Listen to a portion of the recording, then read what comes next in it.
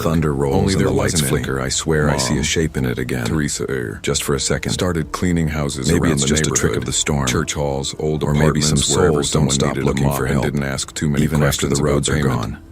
I was 16, Fear often hides old in enough what to we don't understand understand. the silence between them. But so does I compassion. could read moods the way some kids read That weather. night taught me that The not clink of every a bottle haunting is cap evil. meant Dad was drinking again. Sometimes it's a The long reminder of exhale what from happens Mom when meant she someone was too reaches out tired for to help argue. and no one is there to By answer. autumn, the money ran out. Then came the eviction letters. I remember the It day was one of those them nights arrived. when the air itself Red feels stamp on heavy, the envelope like like the a world wound. is holding its breath. Final warning. I'd been Mom driving for cried hours quietly trying at to the make kitchen it back table, from my her back cousin's turned to place me. in Ash Grove after Dad helping just him stared move. at the wall. The interstate had been closed for construction, I've got plans. so I took an old county road that Plans. wound through endless That word stretches of became pine his forest. favorite lie. It was quiet, Dad started spending a little time at us Murphy's bar, but I figured it'd save me 20 minutes. A dive near the freeway where the lights were always dim enough. That was my first mistake. To pretend it was still afternoon. The second was ignoring the gaslight that had been blinking for nearly 30 miles. You can't keep. By the time the engine coughed and died, she said one night I was deep in the woods, miles from anywhere.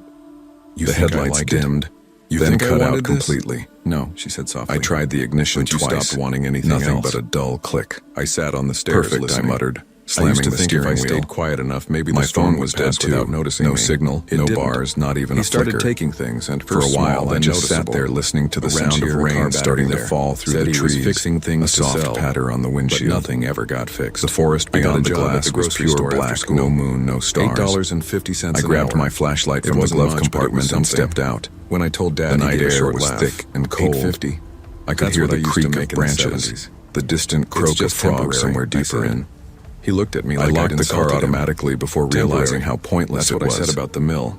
The nearest person was probably 10 miles away, missing from the garage. The road stretched in both directions like a ribbon into darkness. Mom tried to hold us together with duct tape. I had no idea which way was closer to town and prayed to a god I wasn't sure was listening. After a few seconds, I decided to head east. $50 into her purse now. There had to be a house or a farmhouse somewhere along here. She always did. The beam of my flashlight bounced over the gravel as I walked, staring at the railing where the paint had started to bubble. The sound of my boots crunching on the stones was the only thing keeping me company. It's funny, she said quietly. I tried humming just to break the silence from the inside first, but my voice felt swallowed by the trees. The porch or us.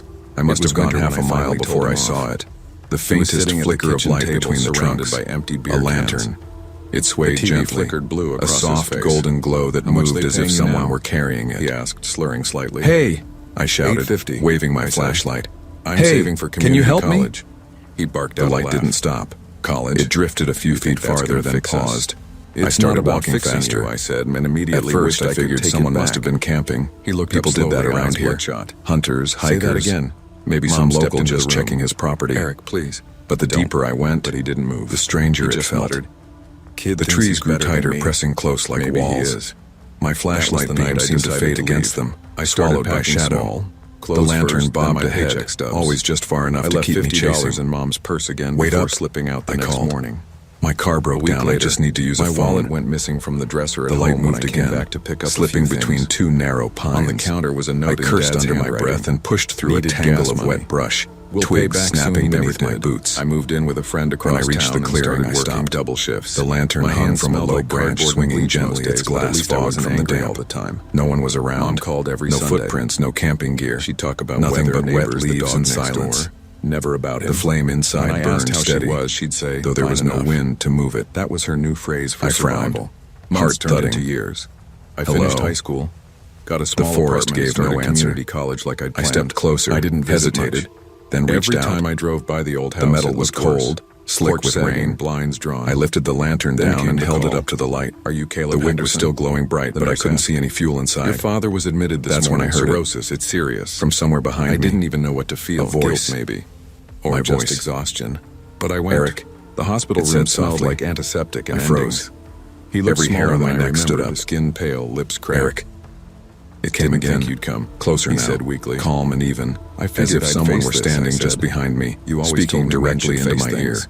I spun around, flashlight shaking in my hand. Better at it than me. Nothing, just the dark. We talked about nothing. Then I saw something between the trees, weather, people, my own shape, my own shadow, standing a few yards away. We didn't say. It was impossible, but there it was. Same jacket, same boots, 2 days later, same flashlight. After the funeral, and it was smiling. To the house. I ran. It had been sold to cover debts. I just turned and bolted through the trees, branches slapping against my face. By dirt and weeds. The flashlight swung wildly. Still had our the beam jerking across trunks and roots. Henderson.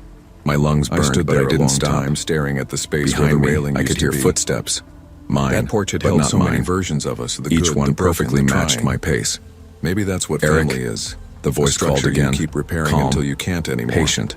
I reached into my wallet to slip the hospital bracelet. I crashed through the underbrush. The same wallet he'd once caught myself on a root. The inner seam had a flashlight slipped from my hand and went dark as it hit the mud. Somehow lighter. The forest closed around me like a coffin. What you keep.